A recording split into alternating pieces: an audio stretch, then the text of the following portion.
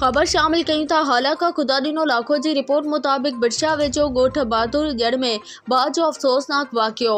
बाहि बिजली जे short circuit सबबि लॻी। बाहि सबबि घर में पियल गैस सिलेंडर धमाके सां फाटी पियो, जंहिं सबबि 4 ॼणा सख़्त ज़ख़्मी थी पिया।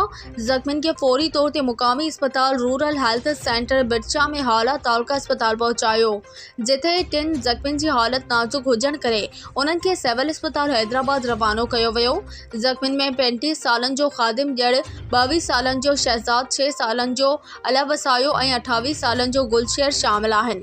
बाहि घर में बिजली जे शॉर्ट सर्किट थियण ऐं गैस सिलेंडर फाटण सबबि लॻी। गैस सिलेंडर जे धमाके सबबि घर जी छत धमाके सां उॾामी वई ऐं भितनि में ॾार पइजी विया।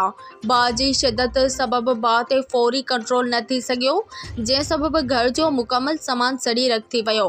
फायर ब्रिगेड अमलो वक़्त सर न पहुचण सबबि ॻोठाणनि पंहिंजी मदद पाण तहत बाहि ते कंट्रोल करे बाहि विसाए वरिती।